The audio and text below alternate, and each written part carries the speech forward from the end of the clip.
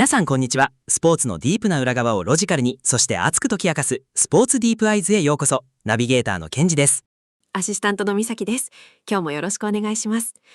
さて、ケンジさん、今回はかなりヒリヒリする、でも現代のスポーツと社会の在り方を考える上で絶対に避けては通れないものすごいテーマを扱いますよね。そうなんだ。今回のテーマは2026年北中米ワールドカップにおける韓国代表のグループリーグ敗退と、その裏で巻き起こった日本への八つ当たり報道、さらには韓国サッカー界の暗部ともいえる制度的崩壊についてだ。これは単なるサッカーの試合で負けたという話じゃない。歴史的背景、社会心理学、あるいはスポーツガバナンスという多角的な視点から、スポーツメディアが決して報じようとしない不都合な真実を徹底的に解剖していくよ。ワールドカップという世界最大のお祭りの裏で、これほどまでに複雑でドラスティッドなドラマというか事件が起きていたなんて、ニュースの表面を撫でているだけじゃ絶対にわからないですよね。このレポートを初めて読んだ時、私はゾクゾクしちゃいました。数学的な確率の恐怖から歴史的な深層心理、そして国家のトップである大統領まで巻き込んだ大騒動に発展していくプロセスが、まるで上質なサスペンス小説のようにつながっているんですもの。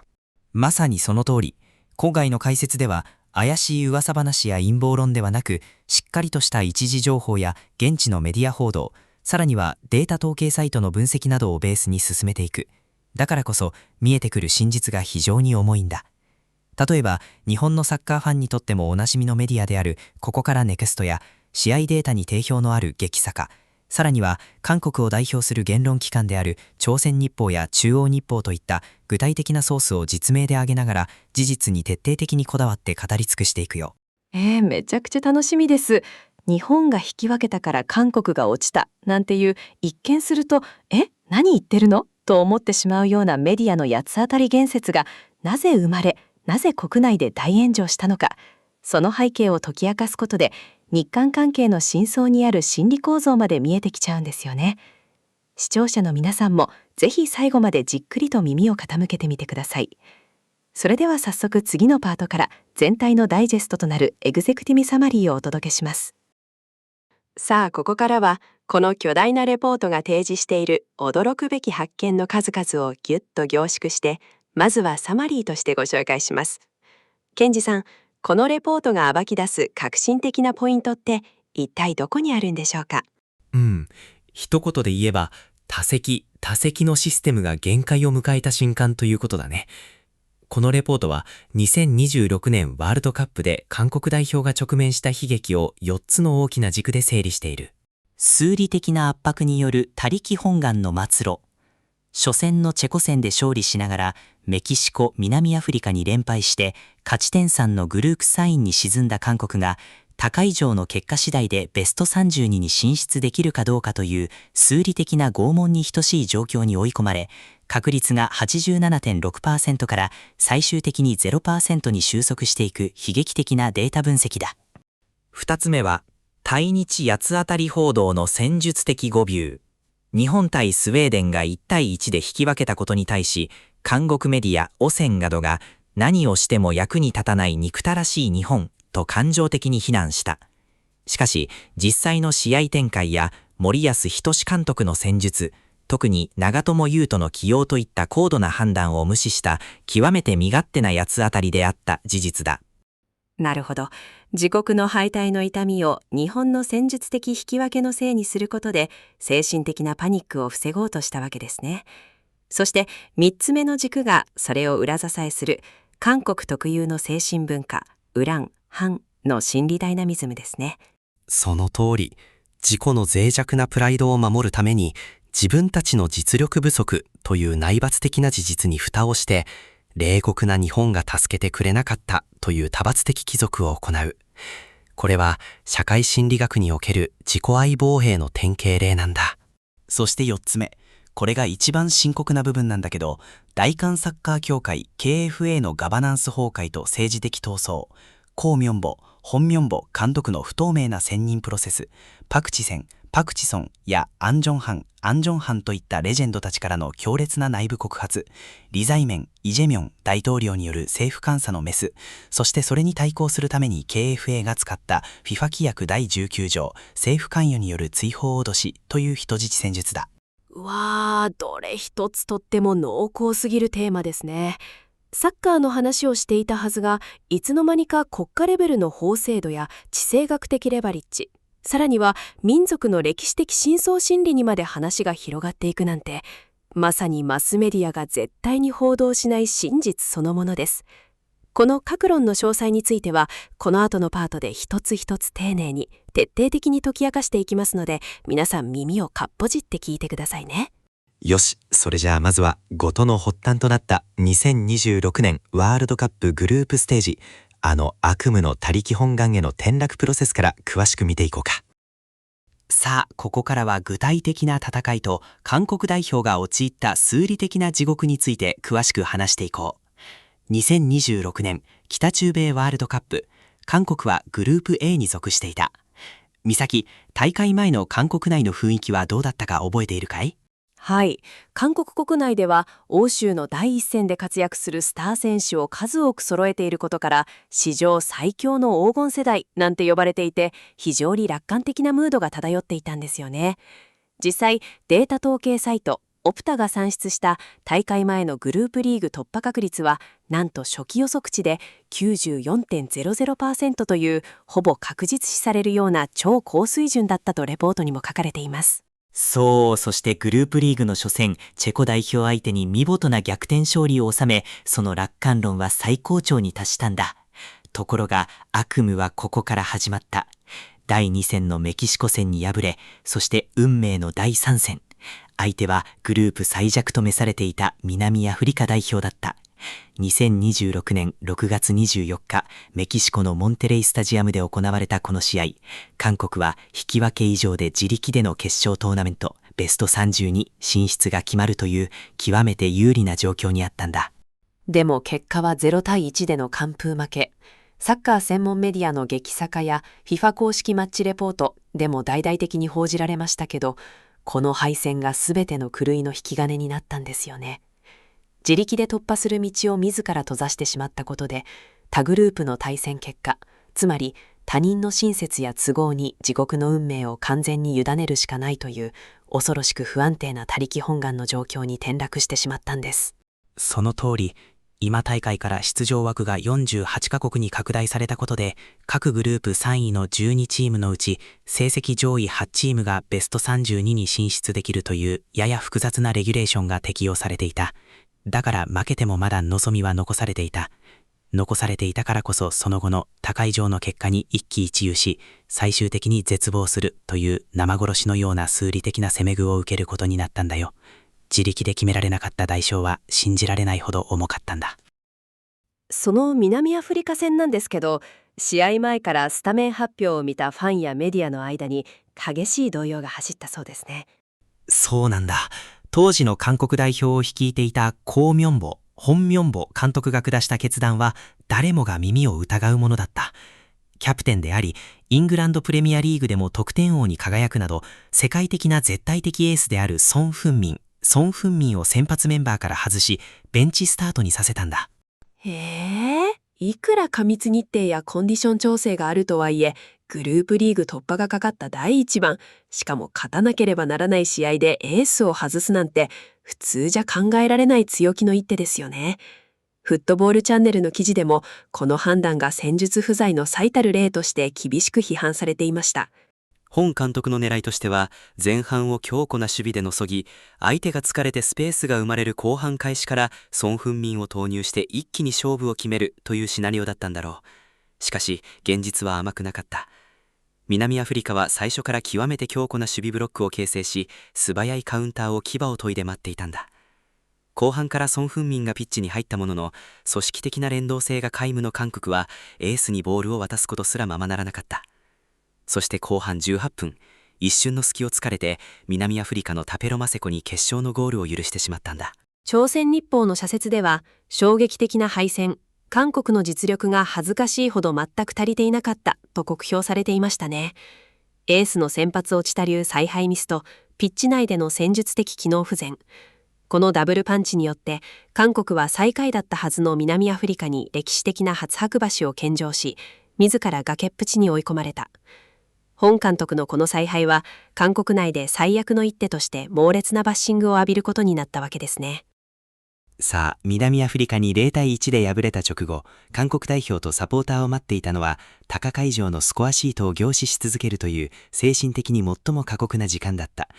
ここからは、レポートにあるベスト30に進出確率の推移を数理的に追いかけていこう。はい、実は南アフリカ戦に敗れた直後である6月24日の段階では、データ統計サイトオプタが算出した韓国のベスト30に進出確率は、依然として 87.60% という非常に高い数値を維持していたんですよね。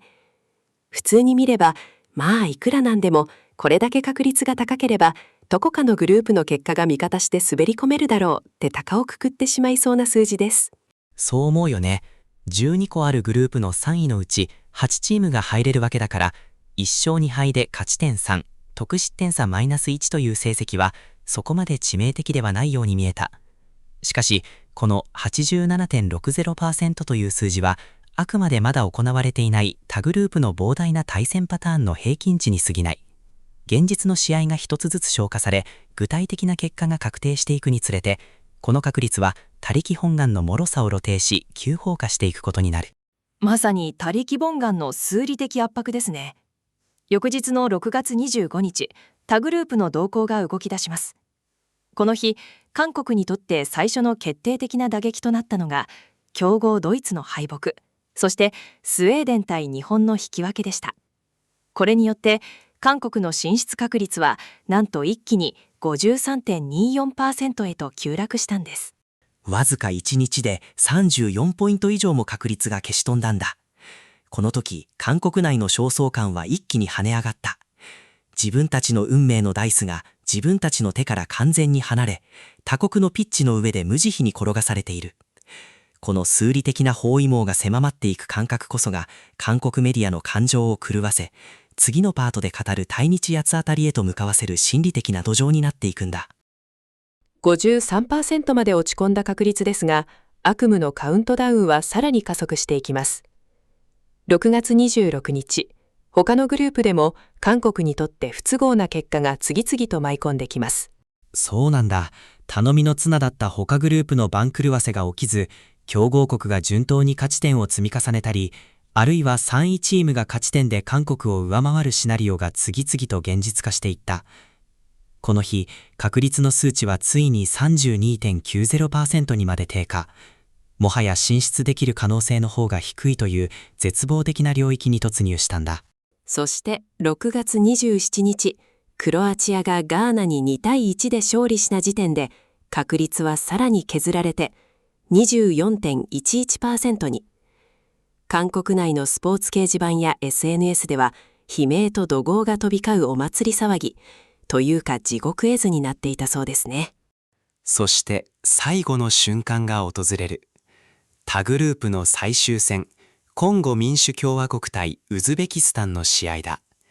この試合でウズベキスタンが勝つか引き分ければ、からうじて韓国に枠が回ってくる可能性があった。しかし、結果はコンゴ民主共和国が3対1で鮮やかな逆転勝利を収めた。この瞬間、データサイトが弾き出した韓国のベスト30に進出確率は、ついに完全なる 0.00% となった。0%。激坂の記事でも、決勝トーナメント進出確率 87% から 53%、32%、24%、そして 0% に、グループリーグ敗退の韓国、とそのあまりにも残酷なプロセスが淡々と、しかし衝撃的に報じられていました。2大会ぶりとなるグループリーグ敗退という大惨事が、他国の試合終了のホイッスルによって強制的に確定させられたわけです。自分で戦って散ることも許されず、ただ計算機の上で殺されるような、この敗退プロセスは本当に精神的な拷問そのものですね。さあ、韓国の進出確率が 87.64% から 53.24% へと急落したあの運命の6月25日に時計の針を戻そう。この日、韓国代表とメディア、そして全サポーターが吉眼になって見つめていたのが、テキサス州ダラスで行われたグループ F の最終節、日本対スウェーデンの一戦だった。なぜこの試合がそこまで重要だったかというと、もし日本がスウェーデンに大勝してくれていれば、3位グループ間での勝ち点・得失点差の比較において、韓国がベスト32に滑り込める可能性が極めて高く残されていたからなんですよね。つまり、韓国は宿敵であるはずの日本に対して、頼むからスウェーデンをボコボコにしてくれと、心の中で必死に祈りを捧げていたわけです。そう。しかし日本を率いる森保一監督にとっては韓国の都合なんて1ミリも関係がない。日本の目標は確実にグループリーグを突破し、次のラウンド32へ向けてベストな状態でチームを導くことだ。試合は後半56分に日本が前田大然のゴールで先制したものの、わずか6分後にスウェーデンの俊英アンサニー・エランガに同点弾を許し、1対1の膠着状態に陥った。ここからの展開がまさに森保監督の真骨頂であるリアリズム、現実主義の塊でしたね。高会場の途中経過でオランダがチュニジアをリードしていることが分かっていたため、日本は引き分けでもグループ2位での決勝トーナメント進出が 100% 確定する状況でした。ここで無理に点を取りに行ってカウンターを食らって逆転負けでもしたら、それこそ大惨事です。日本は攻め急ぐ必要が全くなかった。その通り。47ニュースなどの報道にある通り、日本は1対1のスコアを維持し、無敗のまま強豪ブラジルとの決勝トーナメント初勝へ向かうという極めて堅実で合理的な戦術を選択したんだ。スポーツのプロフェッショナルとしてこれ以上ない正しく美しいクローズだったと言える。しかしこれが韓国側からは悪魔の仕打ちに見えてしまったんだね。この日本対スウェーデン戦の終盤、森保監督が下した交代策が日本のファンを沸かせ、そして韓国メディアを刺激することになりました。後半74分、中村敬斗に代わってピッチに送り出されたのが39歳のベテラン、長友佑都選手でした。そう、長友選手だ。この出場は日本のサッカー史、いやアジアのサッカー史においてとてつもない大記録となった。読売新聞などの報道によれば、長友選手はアジアの選手として史上初となるワールドカップ5大会連続出場という前人未到の金字塔を打ち立てたんだ。さらにワールドカップ通算出場試合数を16に伸ばし、なんと韓国の英雄であるホン・ミョンボラが保持していたアジア最多記録に肩を並べたんだよ。単なるお祝いや記念のための交代ではなく、めちゃくちゃ高度な戦術的意図があったんですよね。フットボールチャンネルの森保一監督がスウェーデン戦で長友を起用した理由という記事でも詳しく分析されていますが、対面するスウェーデンの快速ウィングエランガや大柄なアタッカーであるイサクといった脅威に対して守備の強度を限界まで高めるための決断だったわけです。森保監督が求めたのは長友の持つ無尽蔵のスタミナと、何よりも大舞台での経験値だった。1対1という緊迫した状況下でピッチ内が浮き足立たないようにバタバタするなとチームを引き締め、冷静に試合をコントロールするリーダーシップ。これがまさにズバリとはまり、日本はスウェーデンの猛攻を完璧にいなして、勝ち点5のグループ2位で決勝トーナメント進出を決めたんだ。これこそ JFA が長年培ってきた勝つための勝負強さの結晶と言えるだろうね。日本が高度な戦術によって見事な引き分けを勝ち取った一方で、韓国のスポーツメディアは怒り狂ったようなバッシング報道を開始しました。この落差が本当に凄まじいというか、レポートを読んでいて言葉を失うレベルでした。そうなんだ。日本のこの極めて合理的な引き分けに対して自国の運命を他人に委ねていた韓国の一部メディアは見るにたもえない感情的な非難を浴びせ始めた。例えばスポーツ専門メディアのオセンは、何をやっても役に立たない、尺に収まる日本、韓国の32強進出確率はさらに低くなったや、何をしても役に立たない憎たらしい日本といった、およそプロの報道機関とは思えないような感情むき出しのヘッドラインを掲げたんだ。スポータルコリアのスポータルコリアもすごかったですよね。我々の代表チームの運命がかかっていたのに、日本は勝つつもりがなかったのかと書き立て、森保監督による長友選手の投入や中村敬斗選手の交代といった極めて真っ当な采配を勝つ意欲を欠いた不審な動きとして歪めて報道した。まるで日本がわざと手を抜いて韓国を脱落させたと言わんばかりのトーンです。コリーでも何をしても役に立たない憎たらしい日本、韓国メディア、ワールドカップで引き分けの日本に強い不満として、これらの八つ当たり報道の異常性が取り上げられていた。そもそも日本代表が命を懸けて戦っているピッチは韓国のために用意されたものではない。自国の戦術ミスと実力不足で南アフリカに完敗したという本質的な原因から目を背け、日本の自国際的な戦術を不誠実だと非難する。これこそがこのレポートが最も鋭く告発している対日多席報道の正体なんだ。でもケンジさん、なぜ韓国のメディアはこれほどまでに論理的に破綻した八つ当たりをしてしまうんでしょうか。普通の感覚なら自分たちが負けたのが悪いんだから日本に文句を言うのはお門違いだってわかりそうなものですけど。いい質問だね。そこを解き明かす鍵が社会心理学における認知的不協和と防衛規制なんだ。精神科の解説や心理テストの解説サイトなどでもよく扱われる概念だけど、人間は自分が信じたい現実、つまり我々はアジア最強の黄金世代であると突きつけられた不都合な事実、つまり FIFA ランク61位の南アフリカに手も足も出ずに完敗したという2つの矛盾する状態に直面したとき、脳内に猛烈なストレス、つまり不協和を感じるんだ。なるほど。自分たちは強いはずなのに現実はボコボコにされて惨敗したというギャップですね。その痛すぎる現実をそのまま受け入れると自己愛が粉々に砕け散ってしまうから、脳が自分を守るために嘘のストーリーを作り出すわけですね。その通り。心理学ではこれを多発的帰属、あるいは責任転嫁による自己愛防衛と呼ぶ。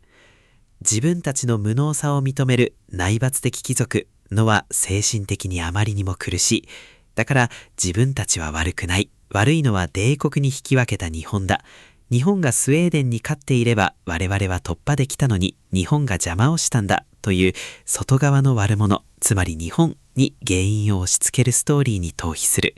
これによって一時的に認知的不協和の不快感から解放され、脆弱な自尊心を守ることができるんだね。この多席の心理なんですけど、単に個人の心理学的な問題だけじゃなくて、韓国という社会、そして歴史が育んできた独特の精神文化とも深くつながっているんですよね。レポートでは、ウラン、ハンという言葉で解説されています。そう、韓国の精神文化の真相を語る上で欠かせないのがこのウラン・ハンの概念だ。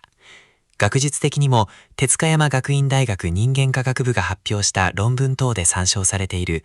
朝鮮半島におけるウラン・ハンの社会心理的分析という研究などで深く分析されている。これは単なる個人の怒りや怨念を超えた集団的な感情の様式なんだ。歴史的に見ると、朝鮮半島は中国の歴代王朝からの支配や服従、李氏朝鮮時代における両番、ヤンバンと呼ばれる特権階級による過酷な自民族支配、そして日本による統治など、自分たちの力ではどうにもできない強大な外部の力によって何度も抑圧され、悲惨な境遇に追いやられてきた歴史がありますよね。そうなんだ。こうした抗えない巨大な不条理の中で生きていくために、もし不幸の原因をすべて自分たちが弱いからだ、自分たちのせいだと自己の内部に求めてしまったら、精神的な自己破壊を起こして生きていけなくなってしまう。だからこそ不幸の責任を自分以外の強者や外的要因に求め、それを恨むことで逆に自分たちは悪くない、不条理な被害者なのだと自己の尊厳をギリギリのところで守り抜くという過酷な歴史から生み出された生存戦略でもあったんだよ。この他者への強い依存とその期待が裏切られた際の一転した輝さしという心理ダイナミズムが今回のスポーツメディアのバッシングにも無意識のうちに発現しているんだ。なるほど。ウランハンの精神構造が無意識のうちに日本は我々を助けるべきだという非論理的な期待を生み、それが裏切られた瞬間に日本は憎たらしい加害者だという認知の歪みを起こしたわけですね。まさに。そしてもう一つ指摘すべきは集団的自己愛の肥大化とその崩壊に伴う排他的ナショナリズムの暴走だ。早稲田大学人間科学学術院の研究コラム、韓国スポーツメディアにおける対日スポーツ報道の宿敵設定とミニ韓日戦の消費でも分析されているように、韓国のメディアは伝統的に対日関係における勝利や優位性を自国のアイデンティティを統合するための極めて強力なコンテンツとして消費してきた歴史がある。2002年の日韓共催ワールドカップでのベスト4進出以来、韓国のサッカー界はアジアの名手としてのプライドを極限まで肥大化させてきました。今回の代表も黄金世代ともてあされ、ソン・フンミン選手やイ・ガンイン選手といったスターがいる。それなのに FIFA ランク61位の南アフリカといる格下と見られていた相手に完敗した。この事実は彼らにとってアイデンティティの崩壊に等しい衝撃だったんです。だからこそ高麗王朝時代にモンゴル帝国に侵略されて以来、長い歴史の中で本能的に形成されてきた被害者意識や排他性がメディアの手によって再び活性化されたんだ。自国代表の接戦という 100% 内政の問題、純粋な戦術的組織的失敗を手っ取り早く日韓の対立軸というおなじみのストーリーにすり替える。これによって国民の目を本来の病理からそらし、ナショナリズムによる一時的な集団的統合を維持しようとした。メディアにとってはこれほど使い勝手の良い道具はなかったんだね。でもケンジさん、今回の事件がこれまでと決定的に違う、そして一番面白いポイントってここですよね。メディアがどれだけ日本に屈し、日本は役に立たないと煽っても、一般の韓国のサッカーファンやサポーターは全く騙されなかったどころか、逆にメディアを猛烈に批判し始めたんですよね。そうなんだ。これこそが韓国社会が健全に成熟していることを示す非常に象徴的なパラダイムシフトなんだよ。ここからネクストの敗退の韓国で渦巻いた日本は役に立たないの八つ当たり報道に国内で反発の嵐という記事でも詳しく報じられているけど、韓国のネット上や SNS ではメディアの暴走に対して極めて冷徹で客観的な批判が殺到したんだ。具体的にどんな書き込みがあったんですか？日本は自国の試合を全力で戦っただけで、なぜ他国の予選突破のために走らなければならないのか。いつから我が国は日本の結果に運命を委ねるほど惨めな国になったのか。メディアは日本を叩いて責任逃れをするな。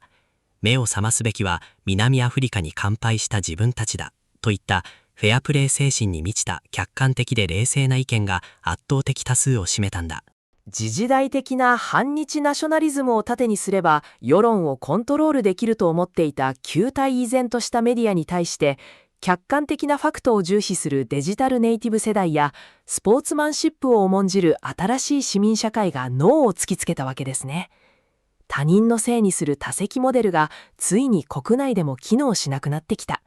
これこそ本当の改革の第一歩かもしれませんね。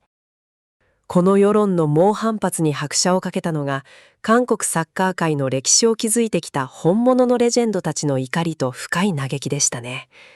日本のファンにとっても、京都サンガやマンチェスターユナイテッドで大活躍したパクチソンさんは特別な存在ですけど、彼が発した言葉が本当に重いんです。パクチソンが寄せたコメントは韓国サッカー界の心臓を射抜くような鋭いものだった。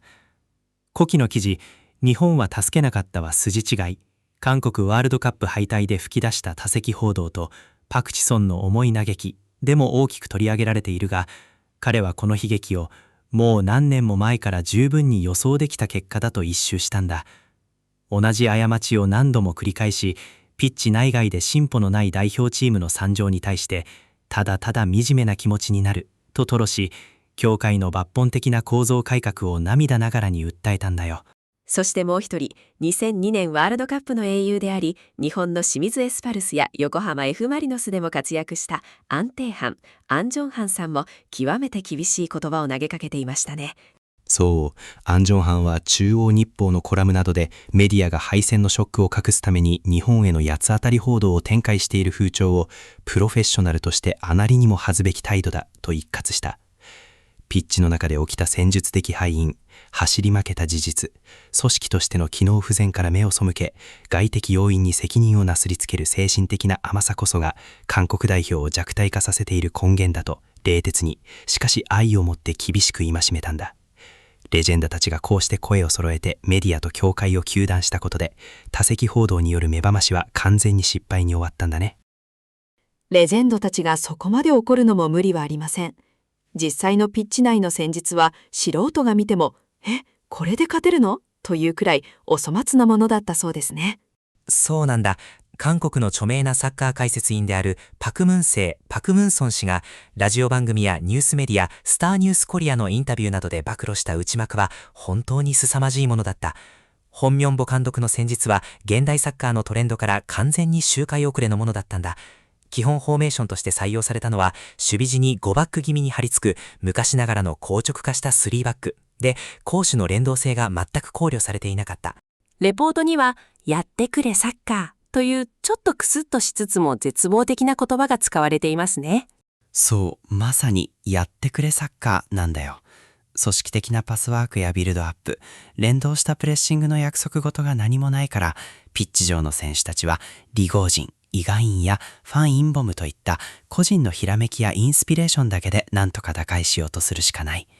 対戦国から見ればこれほど楽な相手はなくて、イガインさえ徹底的にマンマークで潰せば、韓国の組織は勝手に機能停止すると完全に見透かされていたんだ。それなのに南アフリカ戦では前方からの精力的なプレスで相手のビルドアップを制限できる唯一のカードだったソン・フンミン選手やイ・ザイセイ、イ・ジェソン選手をベンチに温存した。完全に自分から自滅の道を歩んでいったわけですよね。さらにファンの怒りを買ったのが本監督の試合後の態度だった。0対1で完敗し、他力本願の地獄にチームを叩き落とした直後の記者会見を、本監督はわずか90秒で一方的に打ち切り、形ばかりの謝罪をしてそそくさと逃げ去るように辞意を表明したんだ。これには現地サポーター組織レッドデビルズも大爆発。結果の責任を取るふりをして、中身の戦術的破綻の反省を徹底的に拒否していると、協会の姿勢も含めて凄まじい大炎上へと発展したんだよ。ホン・ミョンボ監督の無能さやスタンスはひどいものですけど、そもそもなぜそんな監督が選ばれて、なぜここまで失敗が放置されてきたのか、その元凶が大韓サッカー協会、通称 KFA の腐敗構造にあるんですよね。その通り、パク・ムンソン解説員がスターニュースコリアで直撃した協会の実態は極めて根が深い。彼は KFA を大衆の心やファンの批判を一切気にすることなく、内話だけで甘い汁を吸い続けるよどんだ水のような組織、そして欲望のカルテルだと激しく糾弾したんだ。現在の KFA のトップに君臨するのは、現代グループの財閥出身であるチョン・モンギュ会長だ。チョン・モンギュ会長による独裁的な支部化が何年も続いているわけですね。なぜそんなに世論の批判を無視できるんですか？それは KFA の会長選挙制度が間接選挙制になっているからなんだ。一般のファンやサッカー関係者の声が届く仕組みになっておらず、わずか200人余りの現在の体制から利益を得ている緊密な利害関係者だけで票を融通し合ってトップを決めている。だから、どれだけ代表チームが惨敗しようだ、世論が起ころうが、チョン・モンギュ会長とその一派は自分たちの地位を絶対に脅かされない。この閉鎖的なカルテル構造こそが指導者選任プロセスの不透明性を生み出し、ホン・ミョンボ監督のような自分たちにとって都合がよく主流派にへつらう指導者を密室で決定する温床になっていたんだ。日本サッカー協会 JFA の経営の透明性や技術委員会による中長期的な指導体制とは本当に対照的ですね。ガバナンスが完全に崩壊しているからこそ、ピッチの上の選手たちにまでその腐敗の毒が回ってしまっている。本当に悲しい現実です。KFA のこのあまりにも傍若無人な腐敗とワールドカップグループステージ敗退という大惨事に対して、ついに韓国の国家権力のトップが動くというすまさしい地政学的内政的バトルが巻き起こったんですよね。そうなんだ。当時の政治状況を反映して李在明イ・ジェミョン大統領が自身の SNS 上でこのサッカー界の惨状に対して公然と牙を向いたんだ。朝鮮日報オンラインの記事、無能な人を指揮官に、イ・ジェミョン大統領、韓国敗退で、教会人士とホン・ミョンボ韓国を公然と批判、でも詳しく報じられているが、大統領は、今回の決勝リーグ進出失敗は、偶発的な不運などではなく、組織と人士の失敗、すなわち、無能な指揮官を不透明なプロセスで選任したことによる人災である、と痛烈に批判した。大統領が直々に一民間スポーツ団体であるサッカー協会を名指しで糾弾するなんて異例中の異例ですよね。これを受けてスポーツを所管する政府官庁である文化体育観光省、通称文体部が動き出しました。文体部は即座に大韓サッカー協会に対する徹底的な政府監査に入ることを発表した。具体的には、ホン・ミョンボ監督の不透明な選任プロセスの出来レース疑惑、協会の不適切な資金運営、そしてチョン・モンギョ会長ら役員に対する高度処分や懲戒処分の法的検討だ。これにより、長年聖域として守られてきた KFA の利権カルテルは、国家からの強制捜査という最大のピンチを迎えることになったんだ。まさに内政を巻き込んだ全面衝突の火蓋が切って落とされた瞬間だった。ところが、ここで KFA の執行部が繰り出した反撃が本当に悪魔的というか、信じられないような地政学的ウルトラ C だったんですよね。これこそがレポートの共同分析や専門ノートでも激しく非難されている禁断の人質戦術だ。KFA は政府監査と文体部による会長解任要求に対して FIFA 規約第19条を盾にとって脅迫を開始したんだ。FIFA 規約第19条って一体どんなルールなんですか？一言で言えば、加盟協会は第三者の干渉を受けずに完全に独立して運営されなければならないという原則だ。もし政府や政治権力がサッカー協会の人事や運営に直接介入したと FIFA が認定した場合、その国は FIFA メンバーシップを即座に停止、つまり資格停止されるという極めて重い罰則があるんだよ。資格停止処分になったらどうなってしまうんですか？韓国代表チームは進行中の2026年ワールドカップ本大会の出場権を含めた全ての国際活動、アジアカップや親善試合、さらには海外クラブの国際移籍に至るまで全ての活動がピタッと停止させられる。もし政府が自分たちチョン・モンギュ会頭らを解任しようとするなら、 FIFA に泣きついて韓国サッカーを国際舞台から追放させるぞ、それでもいいのかという国境を越えた脅しを自国の政府と国民に対して平然とちらつかせかせた。なんて恐ろしい保身戦術。自分たちの利権と会長の椅子を守るために、国家代表チームやソン・フンミン選手をはじめとする選手たちの夢、そしてサッカーファン全員の熱量を人質に取ったわけですね。この露骨な態度こそが、彼らがどれだけ国民を舐めているかを完全に白みきの下にさらし、国内でのナショナリズムのベクトルを日本への怒りから協会そのものへの激しい憎悪へと完全に変容させる決定打になったわけですね。ここまで韓国側の崩壊プロセスを見てきたが、このレポートの素晴らしいところは JFA 日本サッカー協会との決定的な対比分析を行っている点にあるんだ。ここで両協会のインフラ格差を整理してみよう。はい。表にも綺麗にまとまっていますけど、これを見るとため息が出ちゃいますね。まず、強化哲学とガバナンス。KFA はチョン・モンギュ会長ら欲望のカルテルによって私部化され、世論を完全に遮断しているのに対し、JFA は JFA の約束2050といった100年構想に裏打ちされた経営の透明性を持ち、技術委員会主導による中長期的な一貫指導体制が確立されています。そして指導者選任プロセス。KFA が批判を浴びるホン・ミョンボ監督を密室で出来レースのように選んだのに対し、JFA は明確な選考基準に基づき、ユース年代からの昇格ルートや J リーグでの詳細な現場データを重視した科学的選考を行っています。指導システムや選手育成の差も決定的だ。日本は科学的なスタッツやトランジション、攻守の切り替えの連動性をベースに選手へ論理的に落とし込む指導システムを確立している。これに対し韓国は指導者の主観ややってくれサッカーといった個人頼み、さらに育成システムの二極化も深刻だ。韓国はソン・フンミンやイ・ガンインといった欧州組の一部個人に過度に依存しているため、彼らが怪我をしたり抑えられたりするとチーム全体が機能停止する。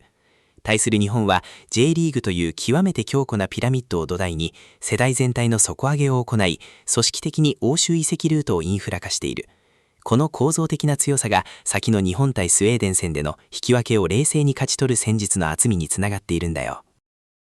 さあ、ケンジさん、激動の20パート、ついに最後のまとめのパートがやってきました。サッカーワールドカップにおける予選敗退、メディアの対日多席報道、ウラン・ハンの文化、そして KFA の腐敗と地政学的な人質戦術まで本当に濃密な解説でした。ありがとう美咲。この一連の出来事が私たちに突きつけている最大の教訓は、多席のレトリックは最終的に自らを滅ぼすということなんだ。韓国の一部メディアが展開した日本は役に立たない、森保監督の采配は不審だという八つ当たり報道は、歴史的なウラン・反の文化や被害者意識、そして日本に対する羨望と劣等感が複雑に絡み合って生まれた感情の暴発に過ぎなかった。そうですね。自分たちの組織的な怠慢や指導力のなさがもたらした崩壊の苦痛を他者を悪者に仕立て上げることでごまかそうとした。でもそんな安易な多罰的逃避はもはや現在の賢い韓国のサポーターや市民社会には一切通用しなかった。そこがこの問題の最も重要で最も希望に満ちた真実ですよね。その通り、パク・チソンが惨めな気持ちになると嘆き、パク・ムンソンが欲望のカルテルを根本から直さなければならないと直撃したように、古いナショナリズムの剣幕に隠された本質的な要理、つまり大韓サッカー協会のガバナンス不全と、それに立ち向かう政府監査をFIFA規約で脅すようなみなしまいガバナンスこそが今真に排除されるべきがん細胞なんだ。